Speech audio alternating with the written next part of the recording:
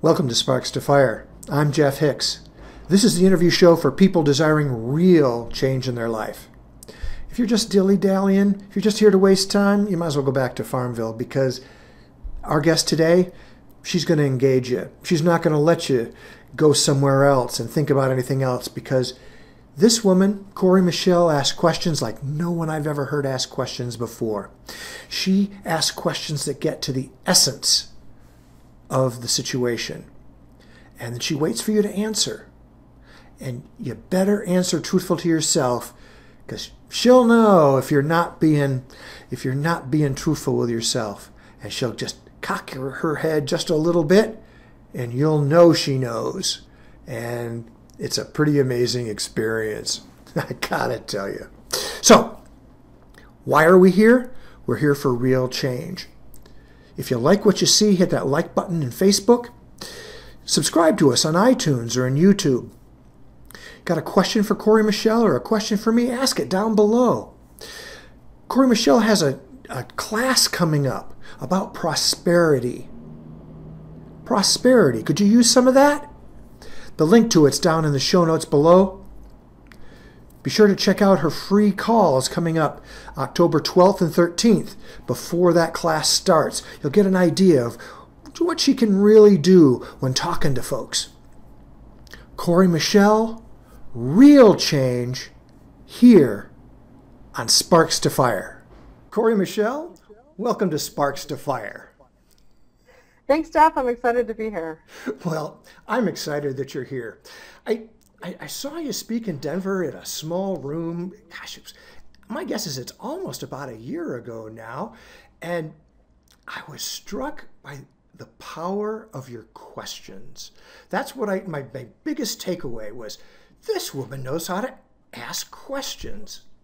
So my first question is about questions. Why are questions so powerful? Great question. Well, let's just look at it, right? So when we are out there in the world, or let's actually look at when we're young, right? Okay. And you have like a 3-year-old is asking a lot of questions, and they're saying, why is this? Why does it happen? How do we get more of this? Mommy, can I have more of this? Can I do this? You know, little kids ask a lot of questions, and what do? Well, we try to answer at their level often the time, but we often get annoyed pretty quickly and ask them to stop. Exactly.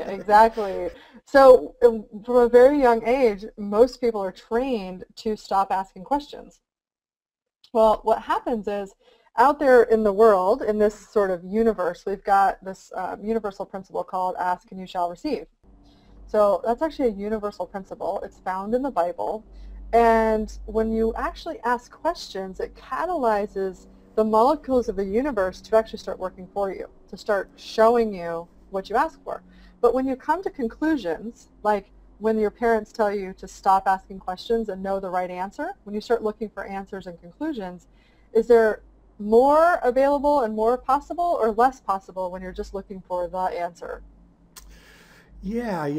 It's like when you're looking for something and you find it, you stop looking. Exactly. You're kind of done, and the energy just stops when you find the answer. Or you think you know something. Like, have you ever met somebody who thinks they have the right answer all the time? Yeah, I see them in the mirror fairly often, actually. Right, and then there's like no room for any contribution. You know the right answer. This is what you're doing. This is how it's done, and like that. And there's no room for, well, what else might be available or possible that you didn't know you knew, or you didn't know was available? So when you ask questions, it literally opens up the universe to say, oh, finally, they asked a question. Yes, here you go. And it starts to deliver. Whereas when you come to conclusions, it's like, oh, well, that's all you want? Okay. Huh. And then it's like it. But now, often people associate asking questions with maybe not knowing the answer or being uncertain. And Right. uncertainty kind of may lead towards not being self-confident. Mm-hmm. So Right. what do we do then when we are asking questions and maybe not coming to that conclusion? Well, that's great, because if we go back to that 3-year-old and they're told to stop, And they're like curious by nature because they're learning about this whole world, and we're telling them, no, stop asking me questions, leave me alone, figure it out. We're doing all this stuff. And so as a 3-year-old, we're going, well, I guess I'm not smart enough to already know the answer. Why am I even asking questions? Right? So when we go back to that, and then over the years, right, when we're in school, then we're the person who asks, like, were you somebody in school who asked a million questions? Oh, all the time. Or maybe one, yeah. And how much of the time are we seen as the annoying one? Often. The know-it-all, the ignoring one, something like that, right? There's like these negative repercussions out there in the world for asking questions. So literally throughout school, throughout pretty much everywhere, even and in the workplace, is it usually to most, most of corporate America, is it a contribution to companies to be asking questions, or do they expect you to follow the rules? Well, they expect you to know the rules without asking questions. First of all, you have to know the rules. We're not going to tell you.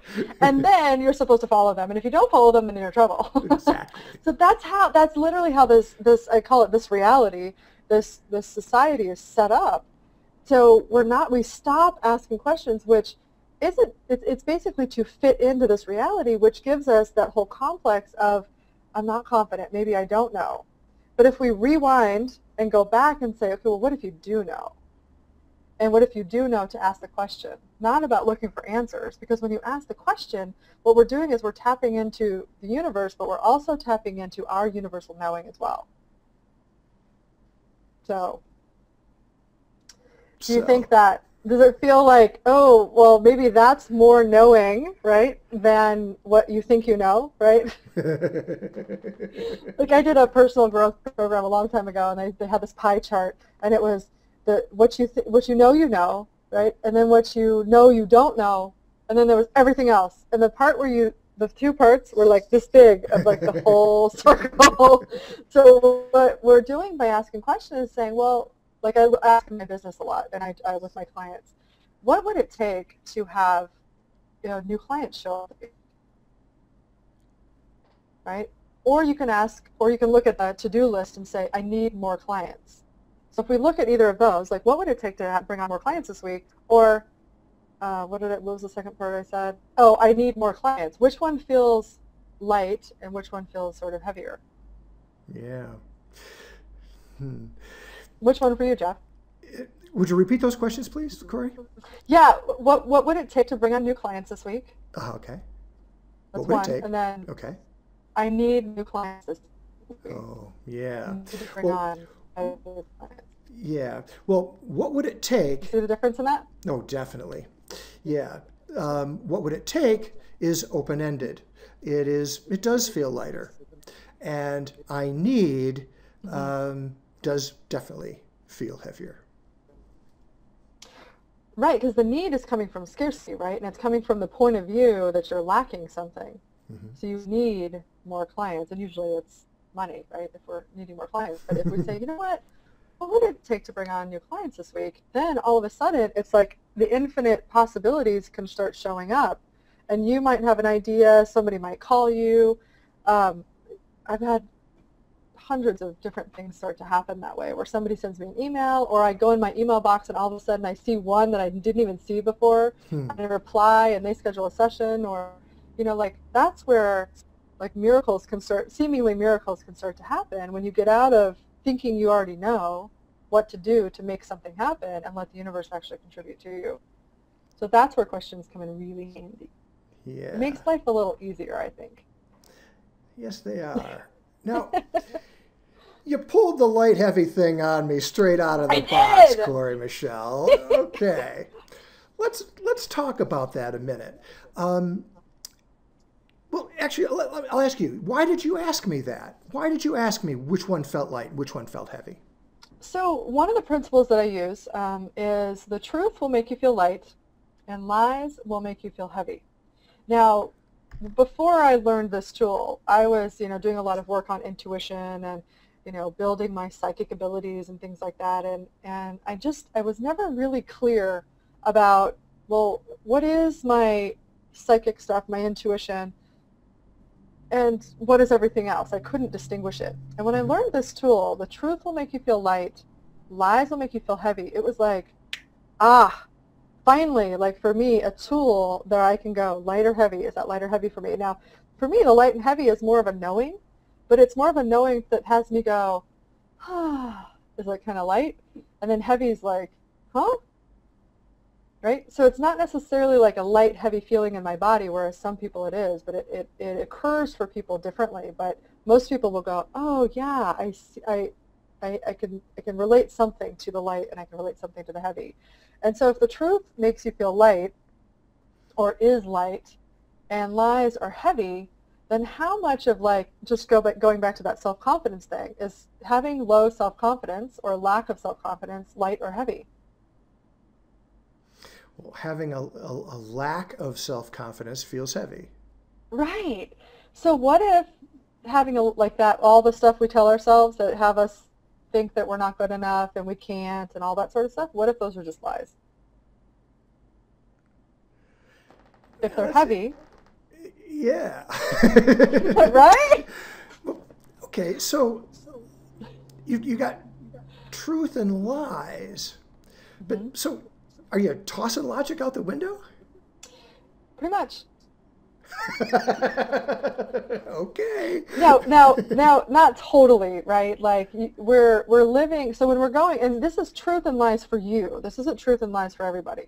Okay. So your truth is going to be different from my truth, right? If I am saying, I ask my body, I say, hey, body, what would be fun to eat right now? What would you like? And it says a quesadilla. And you ask your body, and it says, would you like a quesadilla, body? And you're like, no. It's like, I want a steak. We have different awarenesses for each of our bodies, right? So, and everybody's on a different path. So everybody has different things going on for them. Now, do you have an example, like what came up when you were thinking about the logic? I think I'm back to the self-confidence thing again. Can I really be confident that I can trust myself with this light-heavy thing? You probably can't, though. Just kidding. I'm just kidding. Oh. No, and that's, I mean, oh, wait a second. I liked that you said I couldn't do it.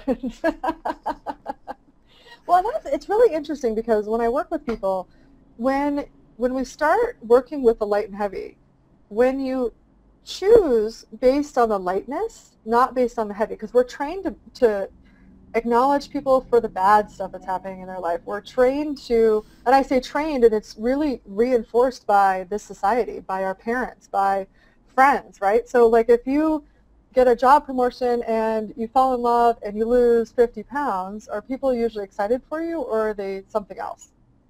Well, my friends are somewhat excited. But you're right. They're not asking about those things. When they're asking, what's happening, they want to hear the bad stuff.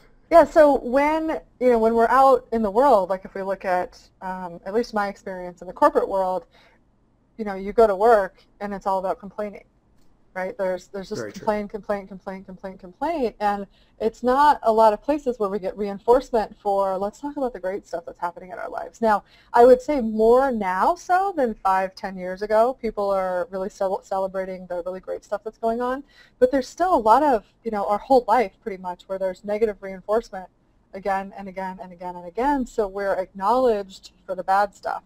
Right? We get 3 days off if somebody dies in our family, right? But if we lose 30 pounds, we don't get three days off. That's right. You know what I mean? It's true.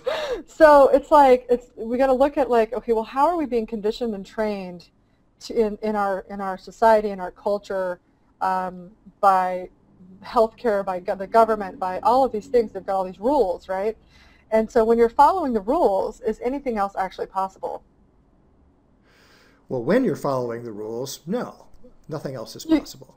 You get what following the rules will equal, and that's Exactly. what you'll get, right? Like when you're in school, you do everything right, and you don't make a ruckus, and you get good grades, and then you're going to, fill in the blank, right? Right. If you are on the road and you're not speeding and you're, not being a jerk to anybody else, you will be safe and not get a ticket. Now, road rules are good rules because they're safe for everybody. But then what we do is we confine ourselves, and then we go out into life and go, well, I'd like to do something else, but then we go, oh, I can't do that. Right? Like, so what I would ask is, who does where that, like we were talking about self-confidence, right? So who does that actually, like, where did we get that conversation that we couldn't do it, or that we weren't or we're not good enough, or that we can't take our business from here to there, or we can't get the job that we'd really like to have. Like, who said that? Was it really you, or did you get it somewhere? Oh, Did you yeah. pick it up? Is it a hitchhiker? Oh, I definitely picked it up. I mean, Mhm. it wouldn't have been something that would have naturally come to me when I was Yeah, younger. yeah, yeah. Yeah. So that's a lot of what I love to look at is where do we get that? And we don't even need to know where, but it's like, where did we get it? Is it ours? Is it somebody else's? And a lot of times if it's somebody else's, it's heavy, right? Huh. Especially if it's not working for us, then you want to look like, is that actually something that's contributing to me, or is it something I picked up and believed in just because it was there? And that's really easy to do. And you look at, I love the example of religion, right? Because we bring kids into a particular religion when they're born. We They do. don't get a choice. They get trained in that particular religion, and if they don't believe it, then there's consequences, Agreed. typically, right? And then usually, you know what I mean? Yep. So it's lots of things are like that. That we're not really given a choice to say, well, what do you really think about this? What would you like to believe? That's that is true. That is true. Um, you talk about the family blueprint, how the Mhm. family does things like that sort of thing. What when you work one-on-one with folks, um, what percentage of the stuff that needs to be cleared away comes from that family blueprint? A lot. A lot. A lot, a lot. Because before the age of like 2 or 3 years old, before we have a real grasp on language, basically we're energetic beings, and so we're picking up the vibrational blueprint of the people that raise us. So, mom, dad, whoever's around, if you have a nanny. So we're picking up their energetic blueprint, and it's not something cognitive. So, my last telecall we were talking about, the glass ceiling, and that glass ceiling. It's like I know something else this can be different, but I can't seem to do it. That's sometimes where there's an energetic blueprint, and a lot of times it's from the family, where you just don't even know that it's there. And like, this could be different. I know there's another possibility here, but you can't seem to move it and actually go past it. So that's how you know that there's a family thing. Or you hear yourself saying the same things your dad or mom did, right? Oh, You're like, that oh my gosh, never that sounds happens. like just like my mom. Oh, geez, where did I get that? Those are also, the verbal cues for that patterning right there. And Hmm. it's a lot more. It's funny, when I started doing this work, um, I think there was like 3 months straight where every day I found something new that was my mom's. And I was like, that's not mine, that's mine. Oh my God, that and that and that and that. And I was just clearing my mom out of me. And I thought I did a really good job of not being her, right? Because I was trying to be like the opposite of her. Oh yeah. But that doesn't actually work. No. That actually reinforces.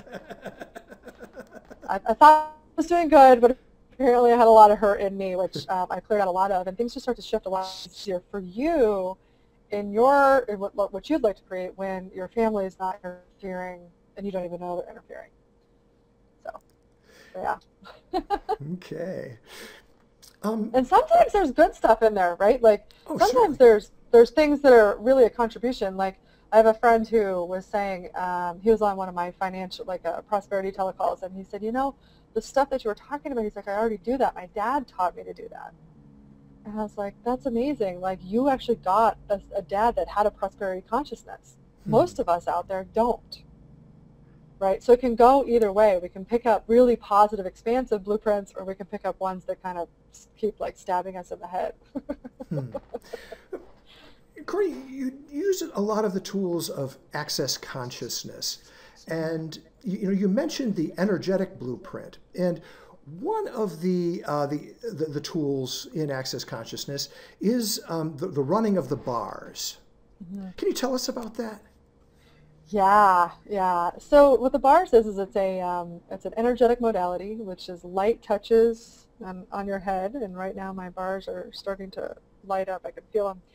And what happens is we touch these different points that are correlated to areas of your life. So we've got like money, control, creativity, peace, calm, gratitude, aging, happiness, or I think it's joy, sadness, healing. And so each of these points on the head are correlated to areas of our lives. And so what they are is they're actually bars of energy that when you touch both sides, it creates a bar of energy, there we go, through your head. And those bars are specifically pulling in energy around certain topics, certain vibrations, right? So joy, for example, right? It's like it's clearing all the points of view that you have about joy. So, for example, joy is a great one because if you are totally joyful, like, have you ever been totally joyful, Jeff? Like totally joyful, and people noticed? Or let me ask you this: what would you do if you noticed somebody who was totally joyful? Well, I would definitely be joyful. You would be more joyful, no right? question. So you might pick up, yeah. Would you ever, like, something somebody has said to me is, are you on drugs? Oh. Like, what's wrong? Are you crazy? Are you on drugs? Because I'm actually happy, like 99.9% of the time. So when you're happy that much, people start to go, well, wait a second, there must be something wrong with you. Okay. Right? So there's points of view out there, or like how many points of view out there in our society are saying that you shouldn't be that happy. Okay. Right? So there's a lot of them out there, especially like at work. I used to get things done really, really fast, and I used to be happy. I didn't create that, oh, I'm so stressed, and, gosh, this is terrible, and, they're working me to death. I never did that. So people didn't think I worked hard. Oh, yeah. I visit workplaces a lot, and coming in as the outsider, I don't know their histories or anything, but I sit there and listen to them talk about how much work they have, way more than they're actually working. Yeah, because there's a culture that says if you have that's the way it is. Like you're not valuable and you're not doing your work if you're not being this way about it, right? Well, the same thing with joy, right? Like, and so they can't be happy at that point. They can't. No, you have to create yourself as miserable. Yes. So here, a little story I have. I love. Story is so funny. A couple of years ago, I was cat sitting for these people that were cat fanatics. Their cats were their life. They were their kids, right? Now, I didn't know what I was getting into when I said yes to this gig. It was a house sitting gig. And so the lady says, you can, let this one cat out, and the cat should be fine, and she'll come back in. Well, they had never had anybody cat sit before, so I let the cat out, and the cat never came back in. So, and I couldn't get the cat back in. I did everything possible, including booby traps and everything else. And I knew that even though intuitively I was talking to the cat, I was like, okay, are you okay? You're going to come back? And the cat was basically telling me, I will come back when my owners come back, and not before then. I do not like you. Oh, no. I said, okay, fine. And I'm not an animal communicator. I just intuitively knew that, right? I just knew the cat was fine. And so I waited a couple of days before I called this woman, because I knew that I was going to have to be sad and upset, and this whole trauma is going to have to go on to show to her that I really cared about her cats. Right? Right. Yeah. But that's not what was true for me. Yeah. I had to call her. Could not have made that call. Hi. But Your cat's out, but they'll be back by after you. This is great. You can't do that. Right. At least I didn't in the moment. And this is a few years ago. I didn't know that I could actually, be calm. So I had created drama in my life, but what I did was I created the stress in my body too.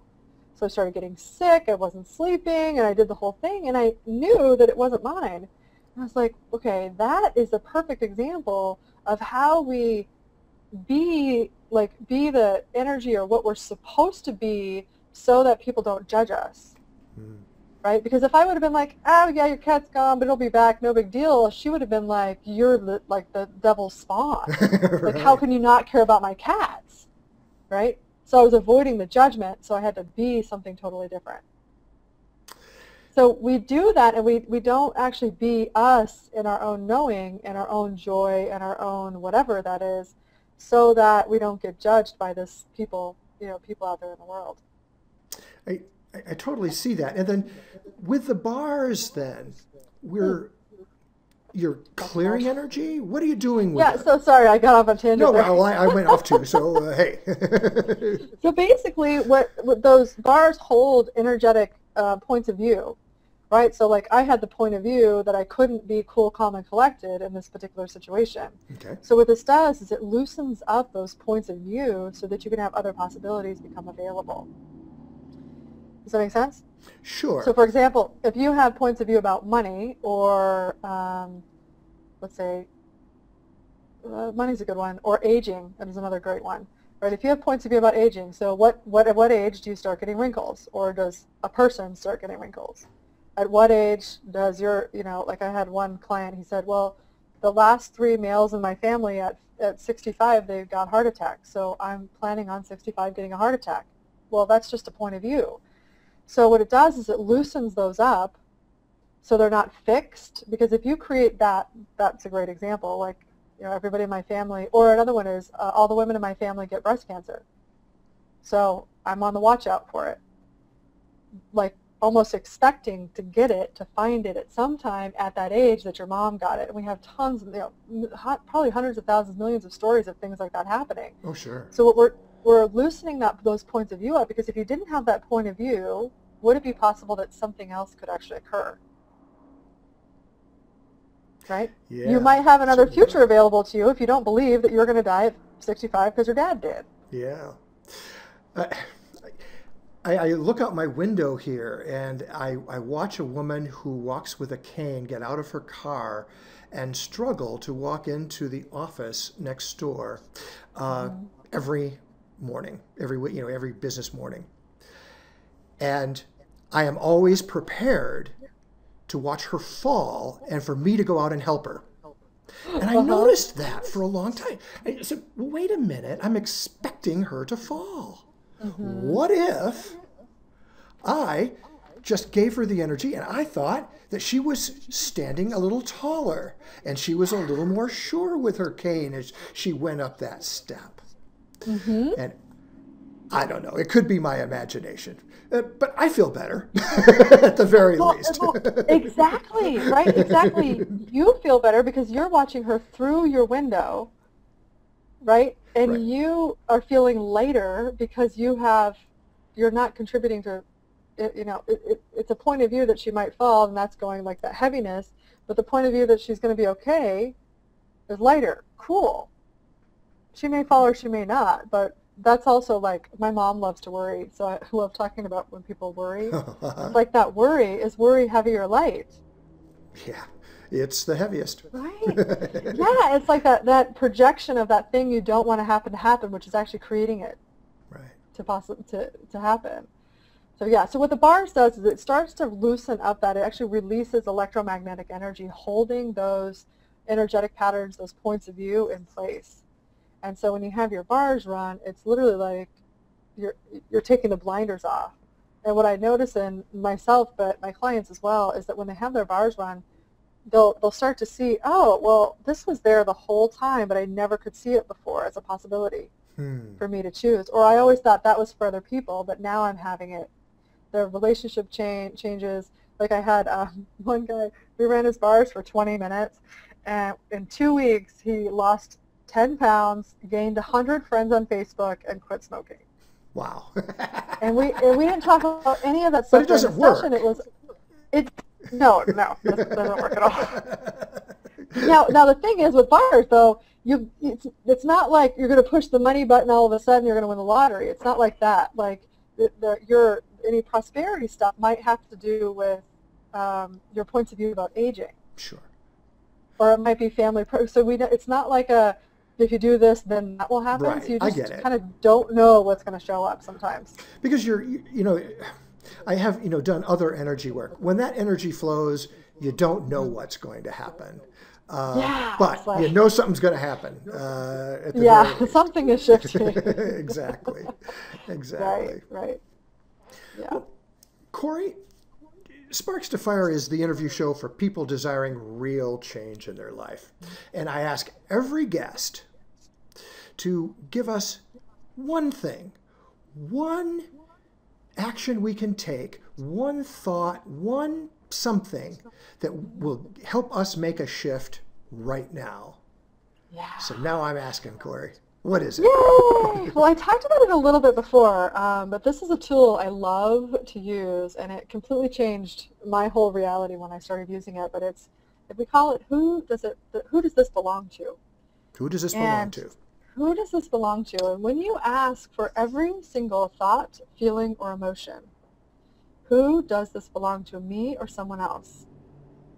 Then what happens is that monkey mind that's going on, like all the chatter and the confidence and everything else that's going on, and even decisions. Like if you're on the fence about something and you're like doing a pros and cons list, if you just stop and say, who does all that belong to? You might start to notice where it's yours and where it's somebody else's. And if you've got a lot of somebody else's going on in your head, and you're making your decisions and your choices out there in your life based on somebody else's points of view, you won't get the results that you would like to have. And your life you'll always be like, well, it could be better, right? Not like, how does it get better than this, but like, I keep trying and I'm not someday get really, really where I want to go. Yeah. So when you ask that, though, you can just simply ask, say I get a headache. This is a great one. If you get a headache, ask, who does this belong to, me or someone else? If you get somebody else, all you do is say, return to center with consciousness. And basically, that headache is just energy. So the energy goes, I have gotten rid of so many aches and pains in my body, and also thought patterns that are like, if I'm on a plane and I start thinking something weird, I'll be like, okay, is that mine or somebody else's? And it's always somebody else's, because why would I think that? And even if we look at the self-confidence thing, right? Who in your life had a confidence issue? Everybody? Most people out there, right? Yeah, exactly. So then we're just attuned to that vibration, and what happens is it feels like ours, because well, of course, if it's in our head, then of course it's ours, right? Gotta be. Right. So what if it's not? That's what I would say. What if all the stuff that's going on in your head, all the things that say that you can't do stuff, everything that makes you confused, overwhelmed, how much of overwhelm is yours and how much is somebody else's or everybody else's? And just say, return to center with consciousness. And it's really cool, because once you identify it, it's like shedding the light on that energy, whatever it is, the thought pattern or whatever, and it goes, oh, you're right, I don't belong here. All right, we'll see you. And it's really can be that easy. So, who does this belong to? Who does Make a this decision. belong to? And if it doesn't belong to you, return to center with consciousness. See, you got it. You got it. And if you do this is really cool. If you do this for 3 days straight, it sounds like a lot, but it'll make such a difference. If you do it for 3 days straight, you'll actually start to know what's yours and what's not yours. You'll start to be able to hear your own voice, your own brilliance, your own amazingness, and not all the rest of the crap that's in your head. Because it's only the crap that's in our head that stops us from having our phenomenal life. I know, I had a lot of crap in my head. Well, I know I've got a lot in mine. I know when that to be true. When I started working with these tools 2.5 years ago, I knew it was amazing, but there was that ceiling. It was like, I kept bumping against it. It was like really, really, I was up against it a lot. And now it's like, okay, cool, so I can actually do anything. And when they would say, anything is possible or there's infinite possibilities, I would go, yeah, I get that, but it's really not available. And now it's like, oh yeah, what do you want to do? You want to go on a yacht? Okay. Do you want, now my life is completely different now. I wanted to travel, and now I travel all the time. I'm in Florida right now. I'm moving to San Diego, and there's just like the most amazing things showing up in my life. Because it's like, when you get all that stuff out of there, then you can actually connect with the universe and have it provide for you. So here's my question to you, Jeff, and everybody else is watching this later, is would you be willing to allow the universe and every molecule in the universe to contribute to you? Would you allow every molecule of the universe to contribute to me, to you? Yeah. Would I be willing? Would you allow? Would you be willing? I'll get back to you on that, Cory. But again, we started out talking about questions, and the one thing that you talked about is, or the thing that we could do to make a shift was a question. that one question you just asked, a very powerful question. Would I be willing to allow every molecule of the universe to contribute to me? Mm-hmm. Hey, yeah, it's kind of scary stuff. So what, Well, okay, so why is that scary? Well, it's different than what's now. And what if it contributes something that maybe I really wasn't expecting, for example? Well, and that's where, like, with using two of my favorite questions is what else is possible, and how does it get better than this? Well, you're really stepping into not knowing at all. Like, the things that show up in my life and my clients' life and the people that come to class, they're like, I wasn't expecting that at all. Like, at all, I wasn't expecting that, but it was awesome and amazing. And sometimes it's not always awesome and amazing, but there's always, like, even when there's not the awesome and amazing stuff, how could it be a contribution to you, right? Okay. And where is the gift in it? Because sometimes the gifts have to come in different ways that we aren't, so joyful about. And they give us, some of the biggest gifts. Like, for example, I used to have this really great habit of dating guys who were compulsive liars. And so I dated a bunch of them in a row for some reason, and I don't know where I picked that up. I don't know what, but I was like, okay, I'm very aware of this. Now, how can I change this? What's it going to take to actually change this? Because I didn't feel like anything was actually changing. I was attracting the same kind of person. And on the last guy that I dated like this, I said, I was like, okay, show me, like, I'm demanding a change for myself. I'm demanding the awareness is what I asked for. I said, what do I need to know about this that will change everything? And then all of a sudden, a couple days later, this almost like a movie starts going in my head. And I was like, oh, I could see exactly the type of person I was picking, why I was picking it, all the underneath stuff that I wasn't willing to see. So I was like, oh, well, he's attractive and he's nice and he's this and he's that and he's charismatic and whatever. But I got to see that I actually picked people specifically because I know they need help. In my opinion, they would need, I was calling them fixer-uppers. Okay. So I got to be superior by picking this person who I thought needed help or to be worked on, and then I would go in and work on them. I knew I could leave at any time, so I wasn't being vulnerable. I wasn't putting myself all the way in it. I was doing all these things, and I didn't see it before. I was, like, totally blind to it. And then once I saw it, I was like, done. I was like, universe, I'm done with this. I'm not choosing it anymore. So 2 days later, somebody showed up in my life that was the same energy. And they even said to me, oh, I think I need a coach. And I said, great. Then you can be my client. I'm not dating you.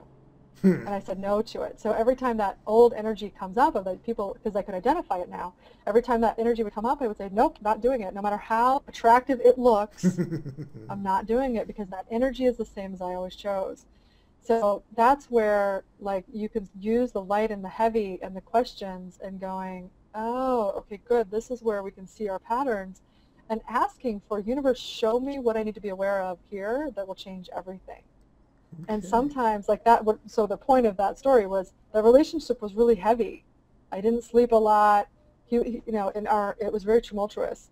And so it wasn't the funnest experience to go through, yet I got everything out of being able to see that. Does that make sense? It does make sense. Yeah. Cory Michelle, you've got a class coming up. It's got a real long name, and I'm going to let you say it.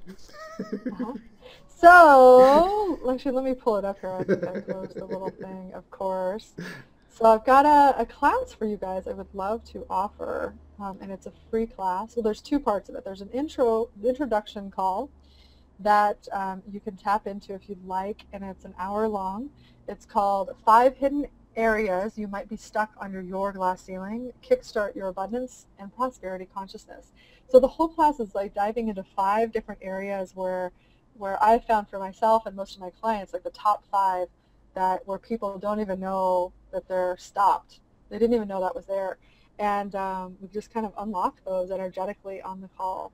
And then that's the intro call for a 6-week series called Rags to Riches, Having Prosperity Consciousness Now. Rags to And so it's a riches, having prosperity consciousness now. now, yeah. Okay. And it's really a whole 6-week series designed to unlock those energetic places where, because a lot of times it's exactly, sometimes we know, and then sometimes we know a piece of it, like where we're kind of stuck, and then there's this whole roots that go down. So what we do is we go and get the roots and we pull them up and Okay. see what else is possible. Because when people unlock this for themselves, it's amazing what starts to show up. Yeah. All right. Well, you've got the call coming up, and we're going to put the link to the call and to your websites, CoryMichelle.us and thethivingentrepreneur.com, in the show notes below. And I urge folks to get on the call and listen to Cory Michelle. The 5 things are very interesting, and I learned quite a few things listening to the 5. And if it resonates with you, please sign up for the class. You said it's a 6-week class, is that correct? Yeah, it's a 6-week class. It's $247 for the 6 weeks, and you get a bunch of really cool stuff in the package. So if you go to the website, you can see everything else if that resonates with you. And we have 2 replays on Friday at 7 p.m. Mountain Time, and on Saturday at 10, and the class starts on Sunday. All right. The link will be below. Cory Michelle, thank you so much for spending time with me here. I know that the folks watching and listening, if they are listening to the questions, and they're going to learn something. Thank you so much for being here on Sparks to Fire. Thank you, Jeff. Thank you so much for having me. So I wonder what else is possible for you guys. I'm wondering too, Cory. Thank you. I wonder. So what did I tell you? Can this woman ask questions? You know she can. How can it get even better than this? What else is possible? Who does this stuff belong to? 3 incredible questions that you can use right now to make a change in your life.